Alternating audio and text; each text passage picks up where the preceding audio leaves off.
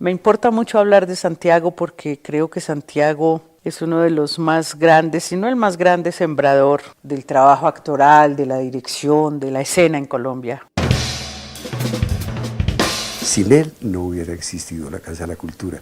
Y si no hubiera existido la Casa de la Cultura, el teatro colombiano no sería lo que es hoy.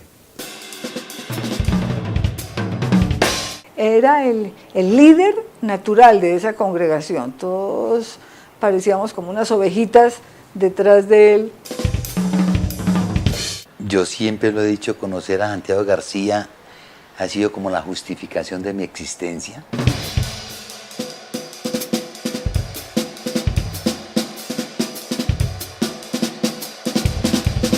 El origen del teatro de la Candelaria viene ligado a las primeras salas de teatro independiente que se abrieron en Bogotá. Era muy difícil hacer teatro de manera permanente. Generalmente se hacían festivales nacionales de teatro, se formaban grupos, pero mantener temporadas constantes durante el año era imposible. Marcó un momento de los años 60 y dio como una especie, fue como el Big Bang del teatro en Bogotá y en Colombia. Y de ahí en adelante, digamos, vino todo un proceso de trabajo que el teatro, el Búho, pasó a la Universidad Nacional, se convirtió de alguna manera en el teatro estudio de la Universidad Nacional, y allí estuvimos trabajando hasta el montaje de Galileo Galilei de Bertolt Brecht. En el año 64 hubo una crisis porque en el programa había un artículo sobre Oppenheimer y la bomba atómica. Parece ser que por una influencia de la Embajada de los Estados Unidos pidieron que se quitara del programa ese artículo. El programa se arrancó de la página donde estaba esa noticia y Santiago García pasó su renuncia de la universidad. Realmente Santiago nos reunió y dijo, bueno, aquí la única manera de hacer teatro es sin esperar ayuda de nadie, somos nosotros los que lo podemos hacer por nuestro propio esfuerzo, nuestro propio talento y voluntad.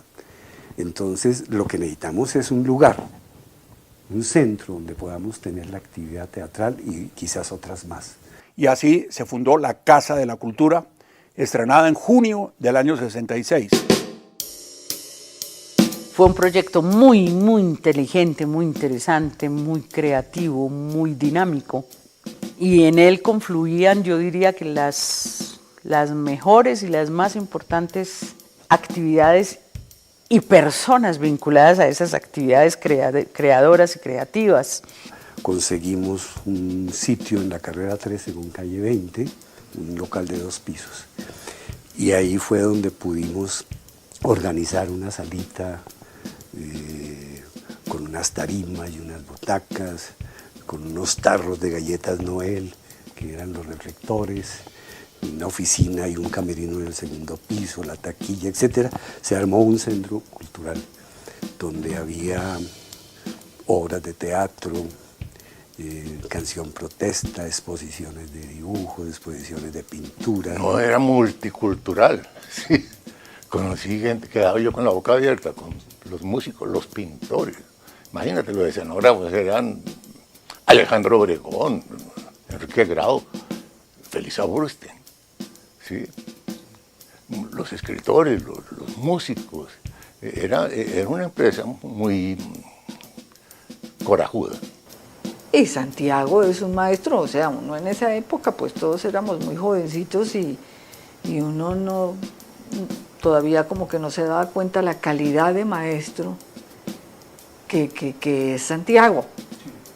Ahora es que uno dice, uy, qué privilegio haber estado ahí. Nosotros no pudimos seguir pagando el arriendo allá en la calle 20 con carrera 13, porque no teníamos plata, valía 5.000 pesos mensuales. Y era mucha plata. Fue muy largo hacer eso aquí, muy difícil, porque no teníamos mucho dinero para pagar trabajadores, entonces pues gran parte la hicimos nosotros. Buscamos huacas porque nos dijeron que aquí había unos tesoros, y entonces nos abrimos unos huecos tremendos allá y pues por supuesto no había nada, o a lo mejor no encontramos el sitio donde era. Pero después descubrimos la huaca, el tesoro somos nosotros.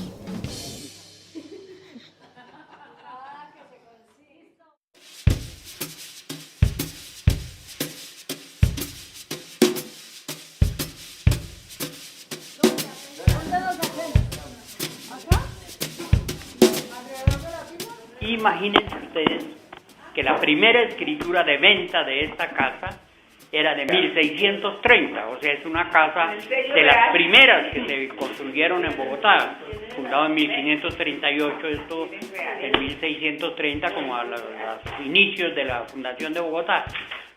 La casa nosotros procuramos al máximo la parte vieja dejarla tal como era, por lo tanto desde ese 6 de junio de 1966 hasta ahora han corrido 45 años, eso es lo que estamos celebrando. Los 45 años de haber fundado esta, no llamémosla ni institución ni empresa, sino esta aventura.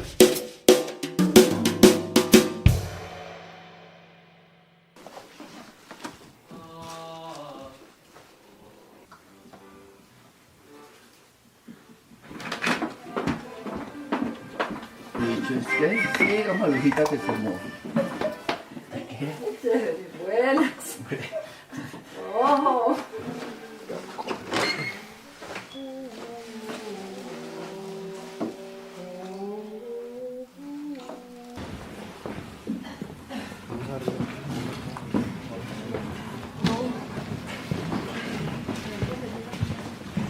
Este año es un año muy especial para nosotros y para nosotras porque estamos celebrando 50 años de vida y de trabajo. Y también este año se conmemoran los 50 años de la muerte de Camilo Torres. En la Iglesia Católica a las mujeres les está prohibido el sacerdocio, pero en el Teatro La Candelaria no. De manera que en esta obra todos y todas son Camilo. Muchas gracias.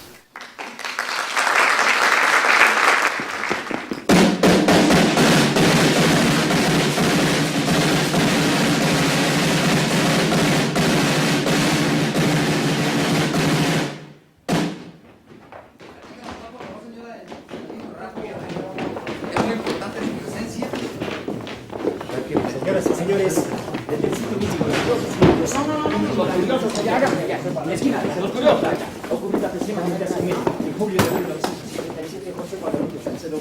¡Lista, señorita!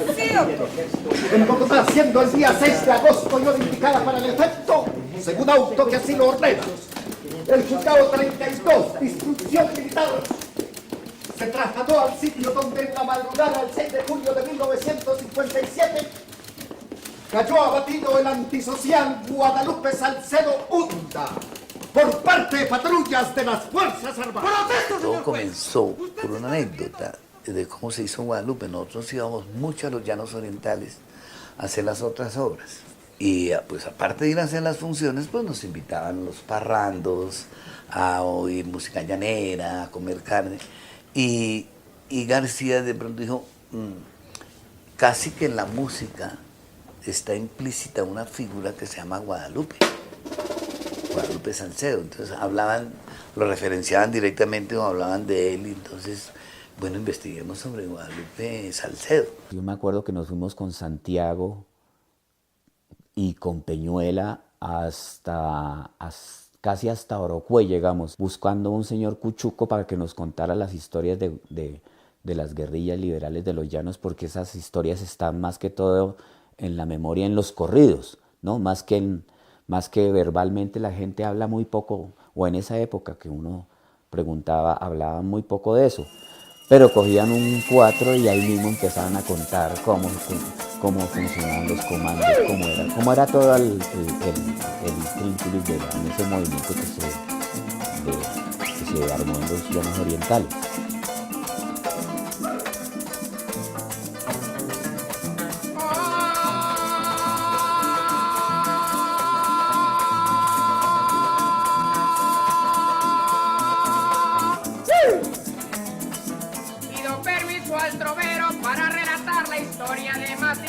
Memoria que tiene el pueblo llanero. Fue por los años 50 en toda Colombia entera se desató la violencia de una y de otra manera. Lo dicen los sabedores que arriba mandaba un godo, se arman los conservadores para quedarse con su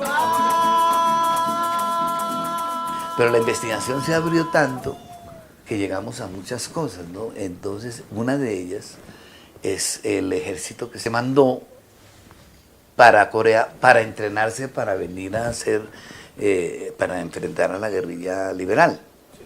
Eso salió el tiro por la culata, porque eso era una guerra regular y esta era una guerra irregular. Entonces el fracaso del ejército fue grandísimo. Entonces, claro, ¿cómo hablar de eso? Entonces el sargento Robledo, que venía a Corea, todos llegaron muy tocados.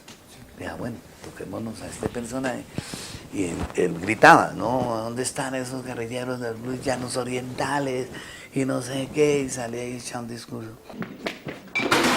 ¿Qué pasa aquí en estos llanos orientales? ¿Qué pasa con la fiesta del sargento Robledo? Música, please, ok, música.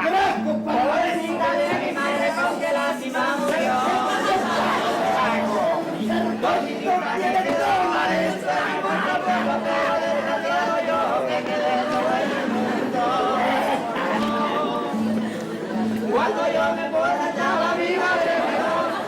Cuando yo entré era un viernes, me acuerdo tanto, y ese viernes renunciaron 2 actores y había una función para el jueves siguiente. Y entonces, ¿quién podía? No había quién, y me mandaron a mí al agua a reemplazar en Guadalupe a 2 actores, y no hubo ni tiempo para medirme el vestuario, y eso fue en el barrio Policarpa, precisamente. Y entonces había un aguacero tremendo y todos los sacos me quedaban larguísimos y yo actuaba de los ricos ahí en la obra, y eso parecía era un guarazapo, pues, porque era con esa vaina, no hubo tiempo. Entonces entré así, fue Guadalupe, como una especie de mándese al agua, literalmente además, porque el aguacero era la acción comunal y eso caía agua por dentro, terrible. En la historia que contamos muchos nombres no aparecen. La revuelta fue tan grande que tuvo este continente. Si Guadalupe Salcedo no aparece en mi cantar, otra nombra mi canto del moricho de Salvar. Nombres de todo el pueblo, los que tienen esta historia. Tengámoslos bien presentes, recordemos la memoria.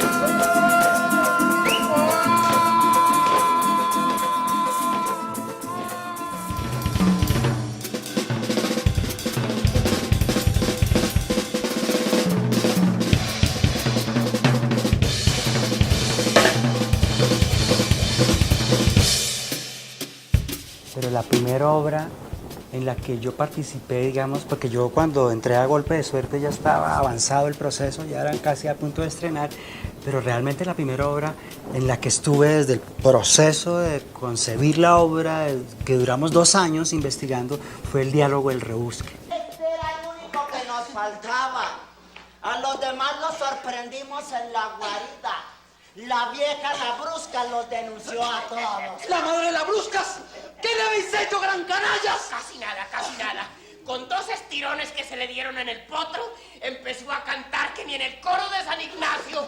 Y como ya os teníamos detallados uno a uno de todas las estafas con que tenéis asolado Madrid, el resto fue... Y así dio todo el colegio Buscón con los huesos en la cárcel.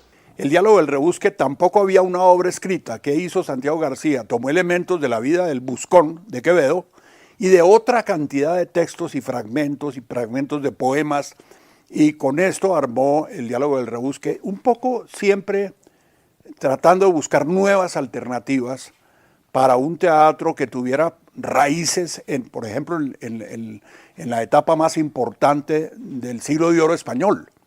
Por eso el rebusque y el Quijote son como buscar los hilos culturales desde el momento en que la lengua castellana llega a su máximo apogeo.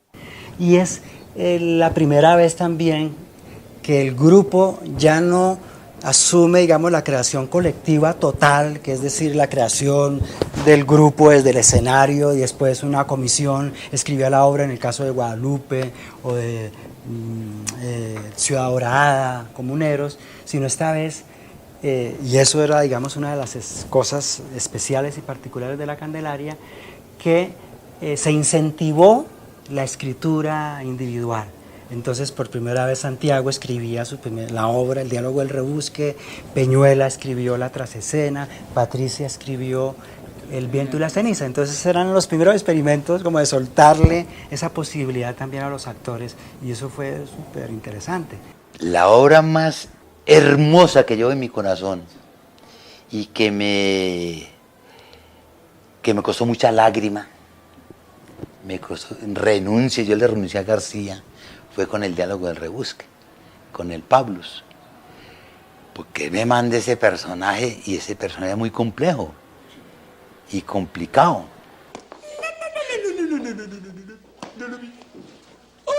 Ya sé de quién se trata. Es un asunto de nada. Unos dineros que le presté en un apuro y como el duque es tan cumplido me busca.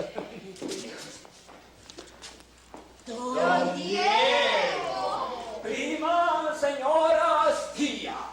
Dijeronme que estabais aquí y vine corriendo a saludaros. ¡Cáspita! Este es don Diego Coronel, mi antiguo amo, y si me reconoce, estoy perdido. Pero este man, como se hacía pasar como hijo de la corona porque estaba detrás de la niña, que prácticamente la quería era papiar. ¿Sí? Se inventa una canción que no le entendía a nadie, pero ahí se la pillan y lo encienden a garrotazos y terminas de mendigo.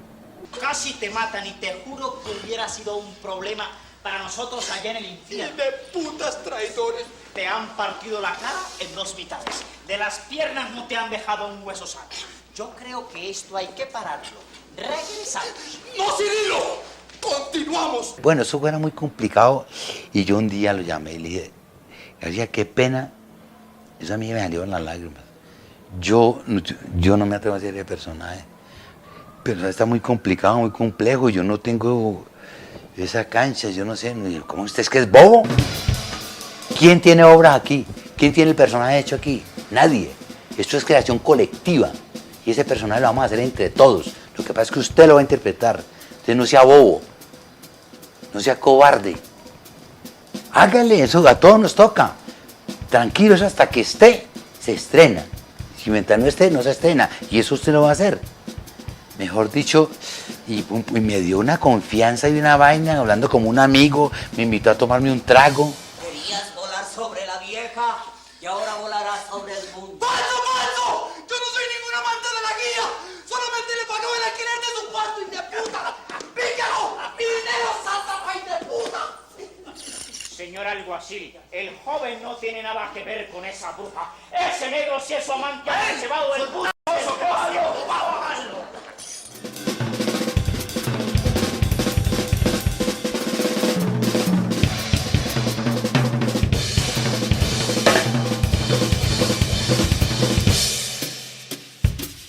No, pues yo todo lo que aprendí, si aprendí algo realmente, fue a través de él. Sí, comunicaba ideas, impresiones, tenía un humor increíble. Era muy brillante, sí, muy aleccionador. Aprende uno muchísimo. Es decir, hay personas con las cuales uno tiene una cosmovisión, tiene una visión del mundo parecida a la de la persona que influye en uno. Él tenía la visión corta, mediana y a largo plazo.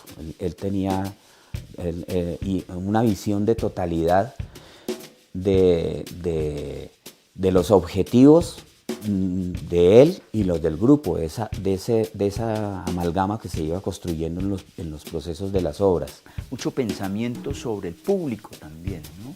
Siempre pensando, bueno, esto se lo vamos a dirigir a quién, pensamos en qué clase de público. Esas son como unas enseñanzas.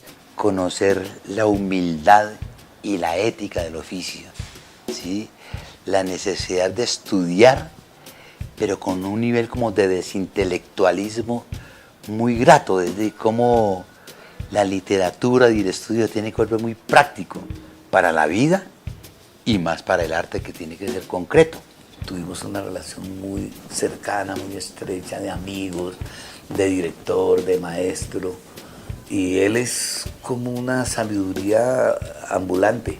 Ha sido la persona que yo más he amado y amo en la cuestión teatral, en la cuestión de la creatividad y de la creación de personajes, de historias, de de referentes. Es un hombre enorme en la escena. Su aporte no es solamente, como decía Nacho, las obras, la dramaturgia, sino la posibilidad de construir también unas reflexiones basadas en una práctica, tanto en el grupo como en esos espacios de investigación.